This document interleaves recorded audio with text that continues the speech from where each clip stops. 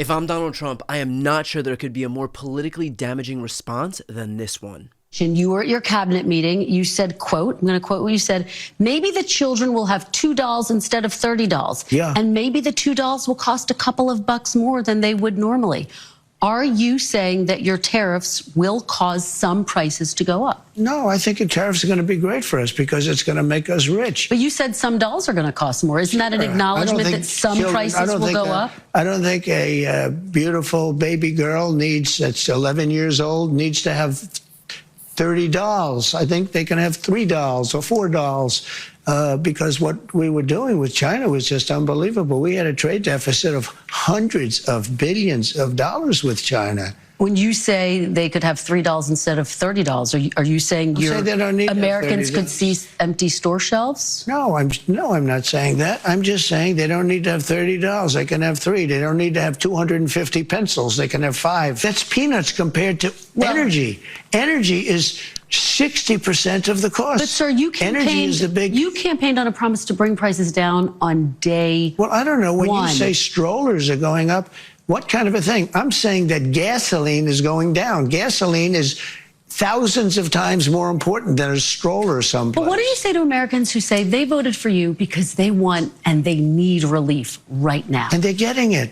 Right now? What about those even mortgage rates? different items I just Mortgage mentioned? rates are going down despite the fact that we have a stubborn Fed. But you said even dolls could cost a couple bucks more. Maybe they might, but you don't need to have, as I said, $35. You can have 2, 3, 4 and save a lot of money. We don't need to feed the beast. Now look, I'm no politician, but if you're the guy who swept into office amid promises of lowering costs on day one, perhaps the message you want to avoid right now is that we need to impose austerity measures. In fact, the only thing worse than the let's lower costs guy saying that your kids won't have dolls for Christmas is the fact that he is a literal billionaire telling the working class that they might have to limit their consumption. And clearly, those are optics that Trump would want to avoid, right? I mean, the last thing that this guy would want to do is highlight the gross inequality between people like him and those lowly plebes on the outside. We are going to make and build a ballroom, which they've wanted for probably 100 years at the White House. And it'll be a world-class, beautiful ballroom. A ballroom that could cost millions of dollars. He says he will pay for it himself. You will fund it. Yeah, I'm not going to ask the government for money. I'll fund it, and I'm sure we'll have some donations to it. But it's not an inexpensive thing.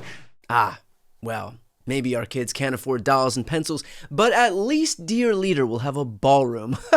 Phew. I got worried for a moment that our tax dollars wouldn't go toward making Donald Trump's life marginally more glamorous.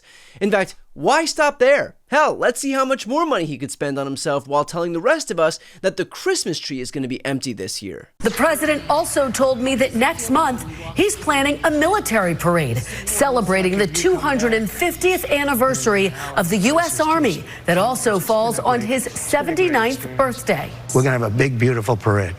A military parade? Yeah, sure. Okay. We're going to celebrate our military. We have the greatest military in the world. What's the price tag? Do you know? Peanuts compared to the value of doing it.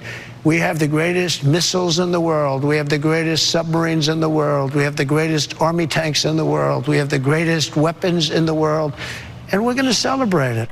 Yes. Peanuts compared to the value of doing it. To which I would ask, what might that value be? I mean, honestly, what possible benefit does the United States derive from allowing Donald Trump to publicly fillet himself by hosting a multi-million-dollar military parade on his birthday? Hey, perhaps Elon Musk could take a look at this when he finishes up handing his own companies million-dollar government contracts under the guise of rooting out waste, fraud, and abuse.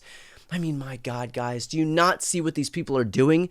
They come into office pretending, literally playing make-believe, that they're rooting out all of this wasteful spending at the hands of the evil communist Marxist Democrats. Trillions of dollars of savings, they promise, before ultimately landing on $63 billion in savings. All the while, somehow, Elon Musk's own companies benefit from all of these new government contracts and the elimination of the regulators who oversee his own businesses. Trump, too, promises that he's going to return fiscal responsibility to the government, something that's parroted by all these Republican lawmakers and senators. Finally, the adults would be back in charge. And yet, now we have to spend tens of millions of dollars to watch tanks roll down Pennsylvania Avenue like this is North Korea because Donald Trump has such small dick energy that he needs to overcompensate in the most obvious way possible. For these people, the government is a slush fund. They use it to enrich themselves while pretending that they're doing something virtuous, like saving you money, when they're not. Your costs will rise, and they will get richer. The only people that benefit here are Trump, Elon, and their wealthy donors. The rest of us get fucked, and Donald Trump expects a thank you. And you want to see just how stupid they think you all are amid all of this? When does it become the Trump economy? It partially is right now. And I really mean this. I think the good parts are the Trump economy and the bad parts are the Biden economy because he's done a terrible job. He did a terrible job on everything. Look, I'm a Democrat. That much is clear. But my earnest message to Trump supporters is this. Don't you see that he's mocking you? Don't you see that he thinks you're stupid? If a Democratic politician told me that he deserves my support because he is responsible for everything good that happens and yet not responsible for everything bad that happens, I would realize in an instant that I was being played for a fool. Donald Trump does not respect you, and he's making it abundantly clear. Do what he won't and have some respect for yourself.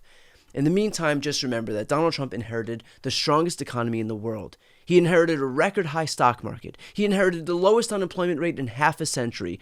All he had to do was sit back and do nothing. Go to the golf course every single day. But he decided to wage trade wars, alienate our allies, threaten to invade sovereign countries, thinking that the whole world would fear him, would cower away from him. And now we are barreling headfirst into the first ever voluntary recession. While the rest of the world is seeing economic growth, the U.S. saw an economic contraction. Donald Trump promised to lower costs, and yet costs are surging. And this is only the beginning. We're going to see empty shelves. We're going to see unaffordable goods. We're going to see food shortages, all while Donald Trump congratulates himself with military parades and galas at the White House. He pretended he was a working class champion, and instead we got Marie Antoinette. This isn't the fault of Joe Biden or Canada or Mexico or China or Denmark. The responsibility lies with one human being on this planet, and that person is Donald Trump.